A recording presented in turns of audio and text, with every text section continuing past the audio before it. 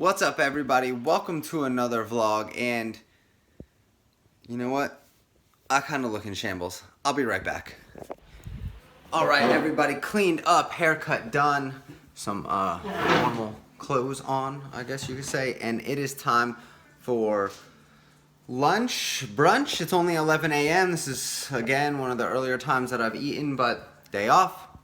Try to keep the metabolism guessing, so I'm going to eat a little bit early. So this is 4 whole eggs, about 8 ounces of ground beef patty, and underneath that I have about a cup of cauliflower rice with a cup of bone broth in there. The bone broth is going to act as my sauce and just make the food a little bit easier to get down for me. So yeah, that's what's for lunch. Now that I'm cleaned up, I'm going to get this down, and I will see you all here in a little bit. All done. Man, that was good. But I am stuffed, even though it wasn't a ton of food. Again, this diet is super satiating, especially when you focus on protein and get some good healthy animal fats in with it. So with that said, I'm gonna go clean up my mess from making lunch, and I'll see you all here in a bit. What's up, everybody? Welcome back to the vlog. Before I get into the things to expect on a keto and or carnivore diet, I do want to say that these things are not necessarily the benefits and of, you know, starting the diets and what to expect when it comes to the benefits. This is going to be some of the obstacles you may run into, the things you're going to have to overcome, some of the negatives in the beginning. So yeah, with that said, let's get into it. Number one important thing is going to be, and I'm going to group these two things in one bucket. It's going to be the keto flu / fatigue, almost one and the same, generally speaking, caused by the same thing. So with the keto flu and your fatigue, right, there's a couple things going on.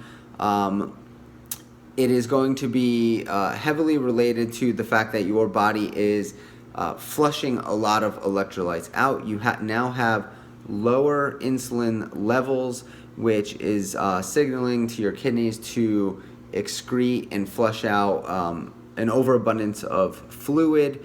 And with that, the loss of sodium, potassium, and magnesium happens.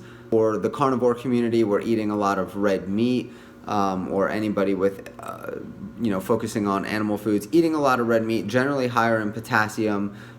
For the more traditional keto folks, that means eating some avocado, spinach if you can tolerate it. I use no salt. You find it in the salt aisle. It's literally called no salt. It's potassium chloride. Dump it on my foods from time to time. Make sure I'm getting my potassium levels up. And again, red meat, higher in potassium. Eggs have some as well. And then sodium, pink salt. I'm a fan of Redmond's real salt or whatever pink salt I can find that fits in the budget. And, I'm trying to get 10 grams of salt a day, which is going to be at least 6,000 grams of sodium. So, yeah, make sure you get your electrolytes in. All right, next on the list is going to be sugar cravings. This is a big one. I touched on it briefly in my last vlog about getting in the pantry and throwing out trigger foods. But in the first couple weeks of your keto carnivore endeavor, your brain is still out of habit going to be looking for its dopamine hit by sending you to the pantry for sugar. So again, throw out your trigger foods. I can open the pantry and not worry about it. When I choose to have sugar, cookies, cake, it's because I choose to. There is no longer that connection from my brain and the dopamine hit to send me out looking for sweets and sugary substances. So yeah, you're gonna have to reteach your palate to get that same dopamine hit from foods that are actually fueling your body properly, providing it the nutrition it's looking for. And again, once your brain makes that connection and starts getting that dopamine hit from real food, the sugar cravings will go away. It may, take some of us a month or two to get past it, but I promise you it will pass. Just stick to the plan, single ingredient, whole foods, nutrient dense animal products at the base. Fill in with things like fats if you need some extra energy from butter, ghee, lard, or some less toxic vegetables to you, and that should do the trick over time.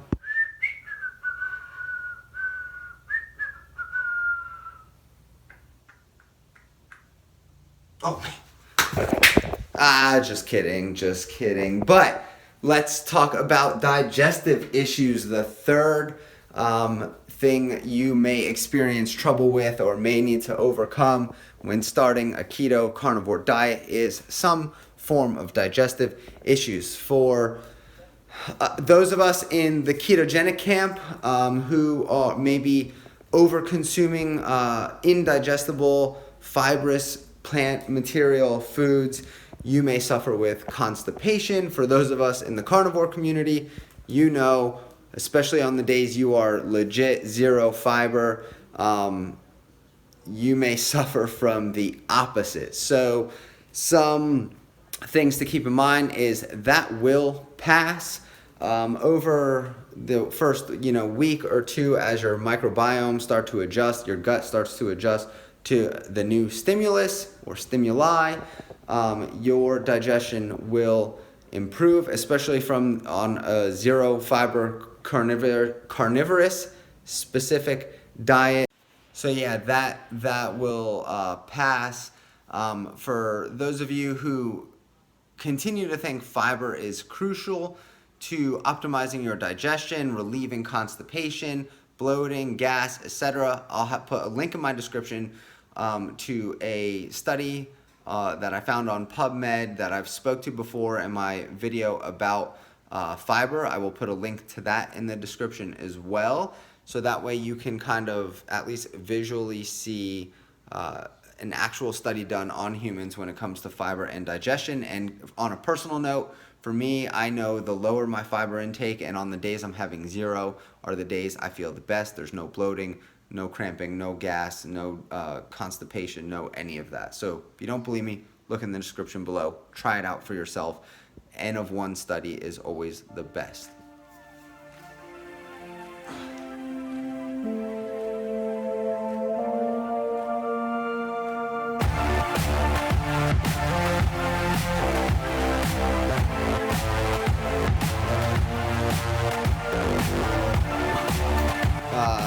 Item number 4 on the list, what to expect: a dip in your performance in the gym and or physical activity. So why is that going to happen? Well, for one, it comes back to the electrolyte imbalance. Get your electrolytes up in order to provide yourself some stamina in the gym. Another thing that's going to happen: without carbohydrates, your body struggles to make ATP readily available at the same levels it would with carbohydrates in the diet. So that explosive strength, especially in the first handful of reps, is going to suffer dramatically in the beginning. I found over time that my body adapted to that rather quickly. That stamina, that strength will come back. Give it time for your body to adapt. Get your electrolytes up, stay hydrated. And yeah, you'll be feeling like your normal self. It's probably going to take a couple months until you're truly fat adapted. Then, like I said, stamina, energy, strength will come back. So give it some time. Be patient. Expect it. Anticipate it. Don't get frustrated. Stay the course, and you'll reap the benefits long term. Last but not least, thing number 5 to anticipate and expect when starting a keto carnivore diet is that your weight loss is going to plateau. I can't say that enough. I can't stress it enough. And I can't tell you enough that it is going to be okay. You should anticipate it. You should not let it knock you off track. You should not let it, mentally influence you to the point where you say, I give up, I'm going backwards, because this is the right path to get you back to optimal health, optimal weight, and finally feeling good, feeling like your old self. So you are going to plateau, right? You're going to lose water very quickly in the beginning. Over the first few weeks, that water weight loss is going to stop. You may plateau for a number of weeks, And a lot of people are giving the information to up their fats, right? In order to produce a higher amount of ketones, especially in the traditional keto community. We're told to chase ketones, basically. I don't know why. I think, fat is energy, just as carbs are energy. So when you're now consuming fat, don't think it can't make you fat. You can eat fat and get slim, but you can eat fat and get fat. Fat honestly stores easiest of all the macros as fat on your body when over-consumed. It's important to caveat that and understand that this is when you over-consume fat, right? So protein's the hardest to store of anything. It's not an energy source. It's highly thermodynamic. Carbs are the next. They obviously are not fat, and fat is what we store. So carbohydrates need to go through de novo lipogenesis in order through the liver, where the liver takes excess carbohydrates in the blood, converts them to fat, again, when over-consumed. And then fat doesn't really need to go through any conversion. So on its own, if over-consumed, it will store fairly easily. Probably, 95% of it can be stored when, again, only in an over-consumed excess setting. So it's bad information for people to tell you to up your fats in order to chase ketones to lose weight. That's not going to help you. You want your body to break down your own body fat to break that through that plateau. So what I recommend doing is upping your protein at least even with your fat. So cut back on your fat, up your protein to around 1 gram per pound of body weight, especially if you're active, especially if you're lifting weights, running, exercising, moving around a lot. Up your protein, 0.8 to 1 gram of protein per pound of body weight. And then I personally like my fats around 120 grams a day. I'm about 170 pounds. I like around 120 a day when I'm really trying to optimize my fat burning, especially if I keep my activity levels up. I don't feel as though I need more energy than that, and that seems to work for me. So test out your fat, fill with fat. If you're hungry in between meals, have more fat. If you're not hungry between meals, keep your protein up, control your carbs, have them every so often, eat your salads if you like, and they don't irritate your digestion, you're not bloating from them, you're not gassy from them. Have some salad as some low calorie fill food. Again, protein 0.8 to 1 grams from animal based foods, and then fill with fat on if you're feeling lethargic or hungry. That should help you break through your plateau, and that is everything I have for this vlog. Alright, so that's it for the vlog, everyone. I hope those tidbits of information helped. I hope that helps you anticipate what you're going to expect and obstacles you're going to run into on the keto carnivore diet or keto or carnivore diet. And I hope some of those tips help you navigate those waters and succeed on this way of eating. Long term, I promise you, you will thoroughly enjoy the fact that you made this change in your life. It will do nothing but benefit you, make you feel better, make people around you ask you what you're doing, and in turn allow you to be able to help them get healthy as well. So it's a win-win for everybody and everybody around you.